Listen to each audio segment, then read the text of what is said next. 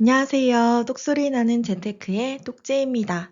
여러분, 가끔 이런 생각 해보신 적 있으시죠? 내가 지금 제대로 투자하고 있는 걸까? 이렇게 계속하면 진짜 부자가 될 수 있을까? 연봉이 나쁘지 않고 재테크도 열심히 해보는데 왠지 자산은 늘지 않고 마음 한켠이 늘 불안하신 분들 많으실 겁니다.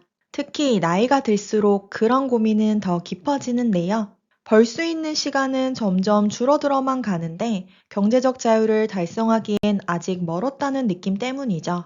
여기서 중요한 건 부자가 되기 위해선 나이에 따라 전략이 달라져야 한다는 사실입니다. 그래서 오늘은 하나투자증권의 부자의 기술 리서치 보고서를 바탕으로 30대, 40대, 50대 각 연령대별 부자가 되기 위해서 어떤 전략이 필요한지 현실적으로 한번 짚어보도록 하겠습니다. 먼저 부자의 기준부터 살펴보겠습니다. 도대체 얼마를 가져야 우리는 부자라고 할 수 있을까요? 이 질문은 누구나 한 번쯤 해보셨을 건데요. 누군가는 한 10억만 있어도 부자다라고 말하고 다른 누군가는 100억 정도는 있어야 부자라고 할 수 있지 않나라고 이야기합니다. 이처럼 자산의 크기만으로는 부자를 정의하는 것이 사람마다 정말 다 다른데요.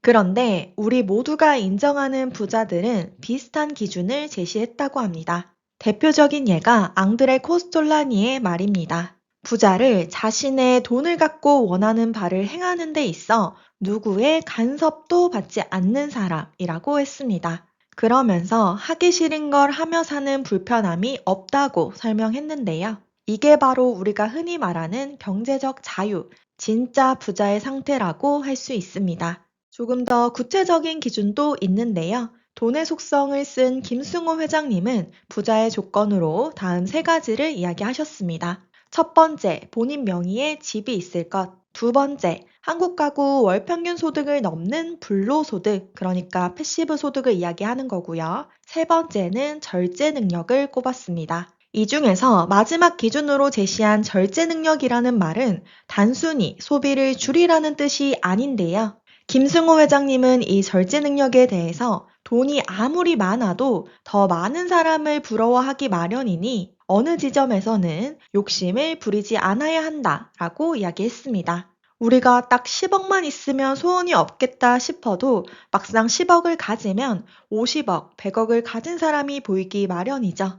그래서 아무리 돈이 많아도 항상 나보다 더 가진 사람을 보며 끊임없이 비교하고 욕망하게 되면 그 누구도 부유하다고 느낄 수 없습니다. 그러니까 여기서 말하는 절제는 더 많이 가지려는 끝없는 욕망을 어느 지점에선 멈추고 받아들이는 태도가 필요하다는 것을 이야기합니다. 이건 굉장히 중요한 통찰이죠.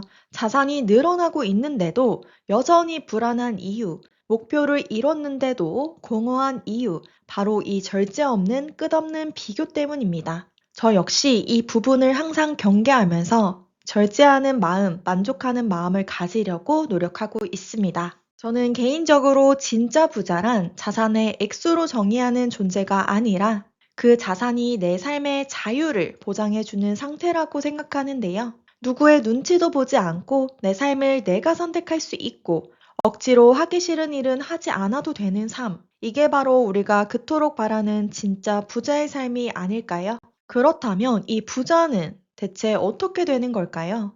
이 리포트에서는 소득을 자산으로 잘 바꿔야 부자가 될 수 있다고 이야기합니다. 소득을 자산으로 바꾸는 도구는 시기에 따라서 다른데요. 가진 게 없을 때는 성실함, 조금 모이면 지식, 충분하면 시간이라고 이야기하고 있습니다. 젊을 때 성실하지 못하고 잔재주를 피우거나 자산이 어느 정도 있는데도 투자 지식을 쌓을 생각 없이 일밖에 모르거나 자산이 이미 충분한데도 자산을 지키는 게 아니라 늘리기 위해서 무리한 투자를 계속하는 것은 이 부자가 되는 것과 거리가 있다고 덧붙이고 있습니다. 여러분은 조금 공감이 가시나요? 여기서 핵심은 바로 이거죠. 소득을 자산으로 잘 바꿔야 부자가 될 수 있다.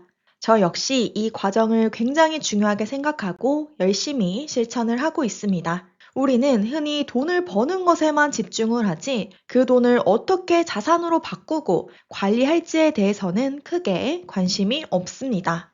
하지만 부자는 단순히 많이 버는 사람이 아니라 버는 돈을 얼마만큼 금융자본으로 전환하는 데 성공했느냐로 갈리게 됩니다. 이 금융자본이 결국 자산소득, 즉 내가 일하지 않아도 들어오는 수익 구조의 핵심이기 때문입니다. 여러분은 지금 일하지 않아도 들어오는 수익이 어느 정도 되시나요? 30대에 연봉 1억을 벌더라도 그걸 모두 소비와 지출로 흘려보내면 남는 건 없습니다. 반대로 연봉이 절반 수준인 5천만 원이더라도 꾸준히 소득을 자산으로 바꾸는 데 집중한 사람은 시간이 지날수록 복리의 마법 같은 기적을 경험할 수 있습니다. 중요한 건 우리의 소득은 계속 늘어나지도 않고요. 영원하지도 않죠. 언젠가는 우리 모두가 은퇴를 하게 될 건데 이때 근로소득은 끊기게 됩니다. 하지만 자산소득은 잘 굴려놓으면 시간이 지날수록 점점 더 커지는 구조를 가지고 있습니다. 그러니까 우리가 근로하는 이 기간 동안 열심히 자산소득으로 바꾸는 작업을 해놔야겠죠. 그렇다면 우리는 왜 부자가 되지 못하는 걸까요? 해당 리포트에서는 그 이유 중 하나로 사람은 더 벌면 더 쓰고 싶어진다 라는 인간의 본성을 지적했습니다. 실제로 소득 상위 10% 가구 중에서 소득 지출이 평균 이하인 비율은 5.6%밖에 되지 않는다고 하고요. 소득과 지출이 동시에 증가하는 40대 가구에서의 비율은 단 3.1%에 불과하다고 합니다. 우리가 소득이 오르면 자산도 당연히 오를 거라고 생각하지만 현실은 꼭 그렇지만은 않습니다. 왜냐하면 사람은 더 벌면 그만큼 써도 된다고 느끼는 이런 보상 심리가 작동하기 때문이죠. 내 소득이 이만큼이나 늘었는데 이 정도는 조금 써도 괜찮지 않을까라는 생각이 들면서 더 좋은 옷, 더 비싼 차, 더 넓은 집으로 소비 수준이 점점 높아지기 시작합니다. 그리고 한 번 높아진 소비 수준은 줄이기가 굉장히 어렵습니다. 우리가 벤츠 타다가 갑자기 아반떼 타기 쉽지 않죠. 그래서 소득은 늘었는데도 자산은 예전과 비슷하거나 오히려 줄어드는 경우도 생깁니다. 여기에 더해 리포트에서는 우리가 통제할 수 없는 외부 변수들도 자산 축적을 어렵게 만든다고 지적하고 있는데요. 세금, 연금, 건강보험료 등 사회보험료의 증가, 투자 실패, 인플레이션 등 복합적인 외부 충격들이 자산 형성을 방해한다고 하고 있습니다. 그 중에서도 부자 되는 걸 가장 막는 큰 방해물은 바로 인플레이션이다 라고 강조하고 있는데요. 이 인플레이션은 단순히 물가만 올리는 게 아닙니다. 생활비는 늘어나고 그럼 저축 여력은 줄어들 거고요. 금리 인상은 또 자산 시장의 전반을 흔들게 되죠. 무엇보다 자산 가격이 급등하면서 특히 젊은 세대가 자산을 축적하기 어려워지는 구조를 만들어냅니다. 리포트는 이를 인플레이션은 소득과 순자산 간의 상관관계를 깨트린다 라고 표현하고 있는데요. 실제 데이터를 보시면 어떤 의미인지 명확하게 알 수 있습니다. 2019년 30대 가구의 소득 상위 10% 평균 소득은 1억 1,500만 원이었고요. 순자산 상위 10%의 순자산은 약 2억 6,500만 원이었습니다. 그런데 코로나 이후 2023년에 소득 상위 10%의 소득은 1억 2,700만 원으로 약 1,200만 원 증가했지만 순자산 상위 10%의 자산은 15억 2천만 원으로 무려 6배가 증가했습니다. 이게 의미하는 바는 아주 단순하면서도 무섭죠. 우리가 아무리 열심히 일해서 소득을 늘려도 부자 되기는 점점 더 어려운 구조가 만들어지고 있다는 것입니다. 내 연봉이 오르는 속도보다 자산이 오르는 속도가 훨씬 더 빠르고 가파르다는 거죠. 이렇게 소득은 선형적으로 조금씩 오르는데 자산 가격은 기하급수적인 속도로 한 번에 치솟습니다. 결국에 자산을 가진 사람과 그렇지 못한 사람의 차이는 계속해서 벌어질 수밖에 없는 상황입니다. 그래서 우리는 소득을 계속 자산으로 바꾸는 작업을 해야겠죠. 그렇다면 이런 현실 속에서 우리는 어떻게 자산을 축적하고 부자의 길을 따라갈 수 있을까요? 리포트에서는 그 해답을 세 가지로 제시하고 있습니다. 장기적인 관점에서 투자하고 포트폴리오를 분산하며 세금을 고려한 자산 구조를 설계해야 합니다. 이제 중요한 건 지금 내 나이에 맞는 전략을 알고 그걸 실제로 실천에 옮기는 일인데요. 30대, 40대, 50대 각 연령대별로 부자가 되기 위해선 어떤 전략을 취해야 하는지 하나씩 구체적으로 살펴보도록 하겠습니다. 먼저 30대입니다. 똑재 역시 30대이고요. 30대는 소득과 자산이 동시에 성장할 수 있는 시기입니다. 하지만 이 시기에는 아직 축적된 자산이 그리 많지 않기 때문에 무리하게 굴리기보다는 소득을 키울 수 있는 기반부터 다지는 것이 우선입니다. 리포트에서는 이렇게 말하는데요. 30대의 수익률이 가장 높은 투자는 자기 자신에 대한 투자다. 전문성은 가장 강력한 무형의 자산이 된다. 즉, 30대는 근로소득을 극대화할 수 있는 방향으로 시간과 돈을 써야 하는 시기입니다. 본인의 적성에 맞는 일을 찾고 커리어 성장과 이직 같은 전략을 취해볼 수가 있고요. 자격증 취득, 외국어, 실무 역량 강화 등을 해볼 수가 있겠죠. 이런 자기 성장에 대한 투자가 가장 확실한 투자의 출발점이 될 수 있습니다. 그렇다고 해서 투자와 자산 관리를 미루라는 뜻은 절대 아닙니다. 소득 기반을 다지는 동시에 투자 감각도 차근차근 익히는 것이 필요한데요. 30대는 시간이라는 자원이 아주 넉넉하기 때문에 시장을 경험하고 투자 습관을 들이기에 가장 좋은 시기이기도 합니다. 리포트에서는 이렇게 강조합니다. 지나치게 보수적인 투자는 기회비용이다. 많은 분들이 투자는 여유가 생기면 해야지 라고 생각하지만 소액이라도 직접 해보는 경험이 훗날 큰 자산을 운용할 때 실수를 줄여주게 되는데요. 예를 들어 절세계좌를 활용하여 ETF 적립식으로 매수해보기, 감정에 흔들리지 않는 본인만의 투자 원칙 만들어보기, 이런 것들이 있을 수 있겠죠. 이런 경험 하나하나가 투자 체력을 키우는 준비 과정이라고 볼 수 있습니다. 다음은 40대의 부자 되는 전략입니다. 40대는 잘 벌고 잘 쓰고 자산도 많고 부채도 많은 시기입니다. 경력과 소득이 정점을 찍는 만큼 이제부터는 내려올 때를 대비하여 소득을 반드시 자산으로 전환을 해놓아야 할 시점인데요. 리포트에서는 이렇게 말합니다. 40대는 많은 것을 이룰 수 있는 시기지만 실속 없이 또 시간만 흘려보낼 수도 있다. 특히 이 시기에는 교육비 부담이 본격적으로 커지면서 고정 지출을 줄이기가 어려운 구조인데요. 그래서 이때는 소비를 줄이기보다 세금을 줄이는 전략에 집중해야 한다고 이야기하고 있습니다. 가장 먼저 해볼 수 있는 건 이런 절세계좌 활용해서 세후 수익률을 높여볼 수가 있겠죠. 제 전자책 이름도 건보료 세금 걱정 없이 평생 돈 걱정 없는 노후자금 시스템 만들기 노하우입니다. 소비를 줄이면서 세금까지 줄여주면 내 노후 자산이 굉장히 크게 증가할 수 있겠죠. 하지만 여기서 가장 중요한 건 실행력입니다. 많은 분들이 투자에 관심은 있지만 언제 시작해야 하지? 이거 해도 되나? 라며 계속 준비만 하다가 중요한 기회를 흘려보내고는 하는데요.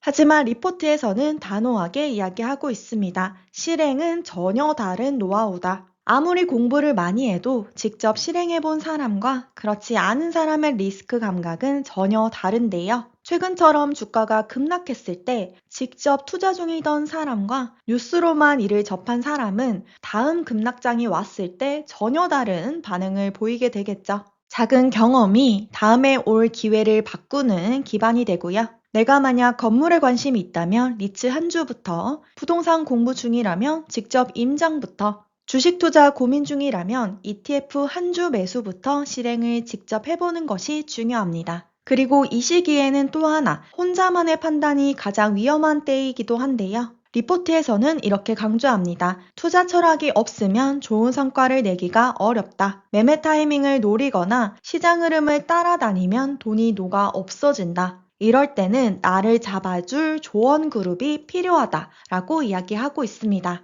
결정은 내가 하더라도 내 생각을 검토해줄 사람이 있다면 실수를 줄일 수가 있겠죠. 저 역시 그래서 매번 새로운 강의를 듣고 여러 책을 읽고 과거 자료를 정리하며 공부를 계속하고 있습니다. 그리고 이렇게 공부하는 것을 제 전자책에 녹이고 있다고 말씀을 드렸죠. 정리를 해보자면 40대는 잉여소득을 실전 경험으로 바꿔 자산화를 해야 하는 시기입니다. 이제는 준비하자가 아니라 직접 해보자, 지금 바로 해보자로 넘어가야 하는 단계이기도 하죠. 마지막으로 50대입니다. 50대에 들어서면 소비 구조가 달라지게 되는데요. 자녀 교육비 부담은 어느 정도 줄어들고 대신 여가나 건강, 삶의 질을 위한 소비가 늘어나기 시작합니다. 수입은 어느 정도 유지가 되는데 고정 지출의 압박은 서서히 줄어들기 때문에 처음으로 재정적 여유를 실감할 수 있는 시기이기도 하는데요. 이 시기부터는 수익률보다 구조가 굉장히 중요해집니다. 불확실한 시장에서 무리하게 높은 수익을 쫓기보다 시간이 자산을 알아서 불려주는 구조를 만드는 게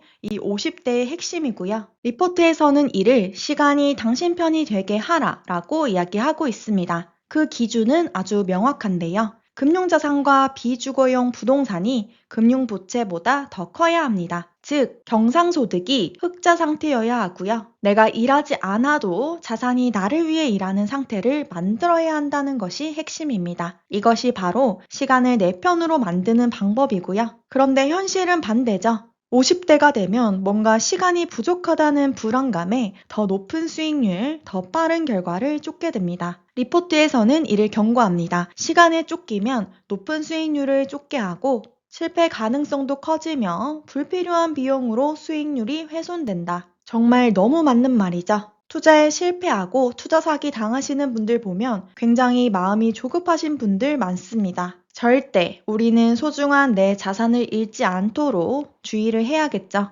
50대는 손실을 복구할 시간이 상대적으로 적기 때문에 투자를 방어적으로 포트폴리오는 분산해야 하는데요. 이 시기에 가장 필요한 건 지키면서 불리는 구조입니다. 높은 수익률을 쫓으며 빠르게 자산을 성장시키는 시기가 아니라 지키면서 불려야 한다는 거죠. 커버드콜 ETF나 TIF 같은 예측 가능한 수익을 주는 자산에 투자를 해볼 수 있고요. 포트폴리오 분산과 변동성 관리, 그리고 세금을 고려한 절세계좌 등을 활용할 수 있습니다. 또한 리포트는 다음과 같은 현실적인 조언도 전하는데요. 내가 만약 지금 자산이 충분하지 않다면 무리해서 투자를 하기보다 근로를 연장하거나 더 검소한 소비 구조를 택하는 것이 더 효과적일 수 있다라고 이야기하고 있습니다. 정리해보자면 50대는 더 높은 수익을 쫓기보다 시간이 자산을 불려주는 구조를 만들어야 하는 시기입니다. 이렇게 한번 구조를 만들어두고 나면 이제부터는 내가 일하지 않아도 내 자산이 나를 위해서 계속 일을 하기 때문에 그때부터 경제적 자유의 시작이 되겠죠.